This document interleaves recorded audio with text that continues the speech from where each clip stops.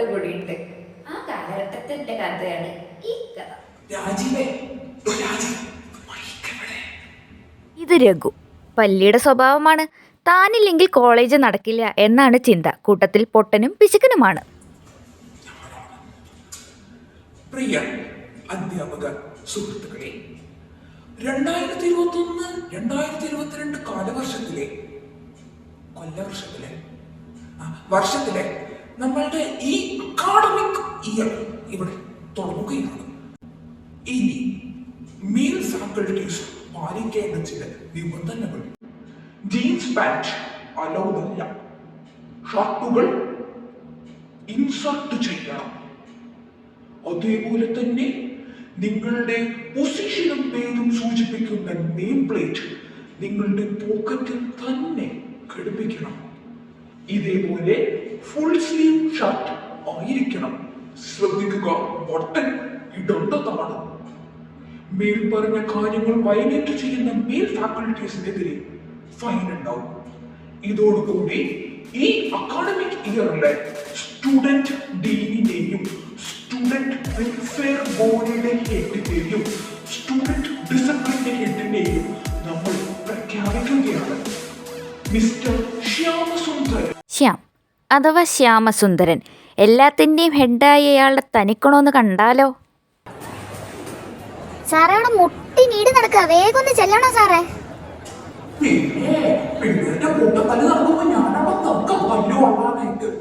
എന്താ ഇവിടെ ടെറസില് എന്തെങ്കിലും തിരക്കിലാണോ? ഒന്നുമില്ല സാറേ, ഞാനൊന്ന് മൂത്രമൊഴിക്കാൻ വന്നതാ. മൂത്രമൊഴിക്കാൻ ടെറസിലോ? സാറിന് എന്തൊക്കെ അറിയണ്ടേ? സാറിന് തന്നെ വണ്ടി നോക്കി പോയാ പോലെ. നമുക്കൊന്ന് ആലിംഗനം ചെയ്യണ്ടേ? ആദ്യം കിട്ടിയ ജോലി ചെയ്തോണ്ട് മാത്രം ഈ കഴുതപ്പുലിയുടെ കോട്ടയിൽ കുറച്ചു കാലമൊക്കെ ഞാൻ പിടിച്ചു നിന്നു. സുജിൻ സാറ്, കഴിഞ്ഞു. ഞാൻ ഇന്ന് വന്നല്ലേ ഉള്ളൂ. ഇപ്പോൾ കുറച്ച് ഷോപ്പിംഗ് ഉണ്ടായിരുന്നു. ഒരു മിനിറ്റേ. സുജിൻ സാറേ, ശ്യാം സാറ് വിളിക്കുന്നുണ്ട്. ഞാൻ തിരിച്ചു വിളിക്കാം കേട്ടോ. ഹലോ. സാറേ, എന്ത് പറ്റി? എന്താ 8 മണിയായല്ലോ? കോളേജിലെ കുറച്ച് പ്രധാന കാര്യങ്ങൾ പറയാനുണ്ട്. ക്ലാസ്സിലെ വർക്കോ? നിങ്ങൾ ടൂർ പോയിരിക്കുമല്ലേ? വന്നന്ന് പുള്ളി എന്നോട് പറഞ്ഞത് ആദ്യമായിട്ട്, മിസ്സേ ഇപ്പം നമ്മൾ രണ്ടുപേരും മാത്രമേ ഉള്ളൂ, സ്റ്റാഫ് റൂമിൽ നമ്മൾ രണ്ടുപേരും ഒറ്റയ്ക്കായിരിക്കുന്നത്. മനസ്സിൽ അയാളുടെ തന്തയ്ക്കൊന്ന് വിളിച്ചതിന് ശേഷം ഞാൻ ബാക്കി കാര്യങ്ങളിലേക്ക് പോയി. പിന്നീട് 8 മണിക്കുള്ള കോളുകളായി, അതേപോലെ തന്നെ ലൈബ്രറി യൂസ് ചെയ്ത പ്രശ്നം, അയാളുടെ താളത്തിനൊത്ത് തുള്ളാത്തതിൻ്റെ എല്ലാ നീരസവും അയാൾക്ക് തുടങ്ങി.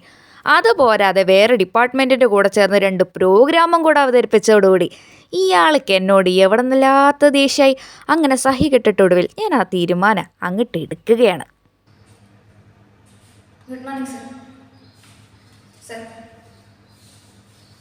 എൻ്റെ റെസിഗ്നേഷൻ ലെറ്ററാണ്. ആയി പറഞ്ഞ് പൊടിയും തട്ടി പോയി. 3 മാസത്തിന് ശേഷം സുജിൻ സാറിൻ്റെ ഒരു കോൾ വന്നു. സാറേ, എന്തുണ്ട് വിശേഷം? ഇല്ല. ഓഹോ, ഡിസിപ്ലിനറി ആക്ഷനോ? ഞാൻ പറഞ്ഞില്ലേ സാറേ, ദൈവം എന്നൊരാളുണ്ട്. ഏത് കോടതിയിൽ ഉത്തരം പറഞ്ഞില്ലെങ്കിലും സാറേ, പടച്ചവൻ്റെ കോടതിയിൽ ഉത്തരം പറയേണ്ടി വരും. നീതി ലഭിക്കാത്തപ്പോൾ നമുക്ക് നമ്മൾ തന്നെ പടച്ചോൻ. ആ പടച്ചോൻ്റെ കോടതി എന്തായിരുന്നു എന്നുള്ളത് അഡ്മിനിസ്ട്രേറ്റിംഗ് ഓഫീസറെ പോയി കണ്ട കഥയിലൂടെ കാണാം. നയന മിസ്സേ പോവായില്ലേ? മിസ്സ് പോണേന് എനിക്ക് ശരിക്കും സങ്കടം ഉണ്ട് കേട്ടോ. മിസ്സേ, എനിക്ക് വളരെ പേഴ്സണലായിട്ട് മിസ്സിനോടൊരു കാര്യം പറയാനുണ്ട്. അന്ന് ഇൻഡക്ഷൻ്റെ ദിവസം ഇവർ ടൂറ് പോയില്ലേ, അന്ന് ഗേൾസ് ഹോസ്റ്റലിന് മുമ്പിൽ CCTV ക്യാമറ ഒന്ന് ചെക്ക് ചെയ്യണം. അതേപോലെ കലോത്സവത്തിന് എന്നെ വിളിച്ചു വരുത്തിയില്ലേ പാലക്കാട് നിന്ന്, അന്ന് ഗേൾസ് ഹോസ്റ്റലിൻ്റെ മുമ്പിൽ നടന്ന കാര്യങ്ങളും കൂടെ ഒന്ന് ചെക്ക് ചെയ്യണം. ഇത് രണ്ടും ചെക്ക് ചെയ്തിട്ട് മിസ്സ് ഒരു തീരുമാനത്തിലെത്തണം കേട്ടോ. ശരി, എന്നാൽ ഞാൻ പോവുകയാണ്. പഠിച്ചുകൊണ്ട് ഓരോരോ കളികളേ.